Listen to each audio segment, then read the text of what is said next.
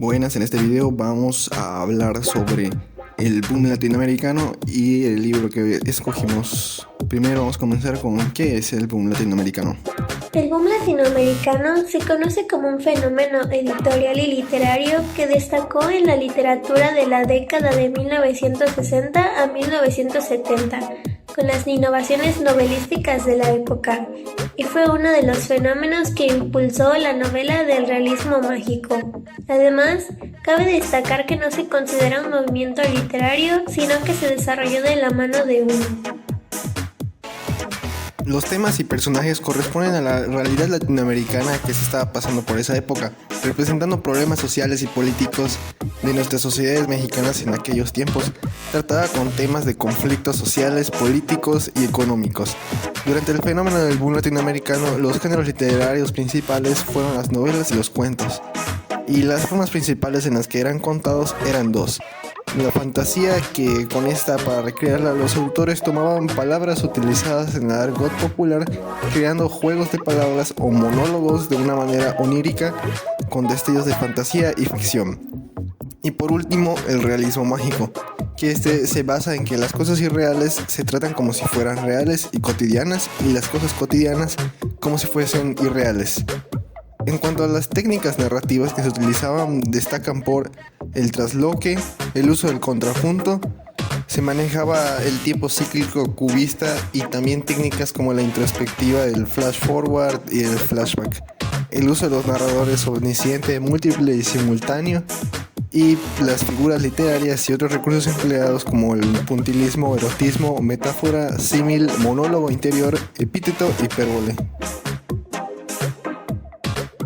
Los escritores de la época del boom latinoamericano experimentaron formas narrativas que relacionaban temas controversiales como proxenetas, homosexuales, clase alta, etc., con asuntos políticos de la actualidad.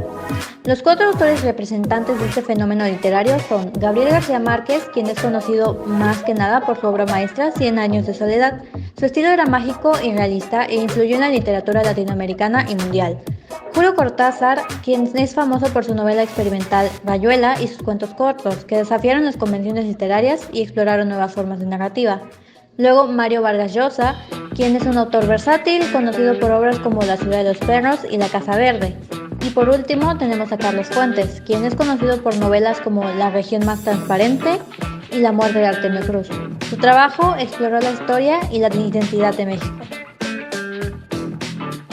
Crónica de una muerte anunciada, 1981. Esta es una novela de Gabriel García Márquez que presenta muchas de las características literarias que se mencionaron anteriormente en relación con su obra. La enumeración. En esta novela, Gabriel García Márquez utiliza la enumeración para describir detalladamente los eventos que rodean el asesinato del protagonista, Santiago Nazar. Esta técnica contribuye a crear un sentido de inevitabilidad y anticipación. Exageración en el mismo sentido. La historia se desarrolla en torno a un asesinato que es anunciado de manera casi obsesiva a lo largo de la novela. Esta exageración refuerza el impacto emocional del desenlace trágico, como se muestra en la novela al mencionar que nunca hubo una muerte más anunciada. Trópico del Mar Caribe. Aunque la novela se sitúa en una localidad ficticia llamado Pueblo, la historia se desarrolla en un contexto caribeño, no especificado, que es característico de las obras de Gabriel García Márquez.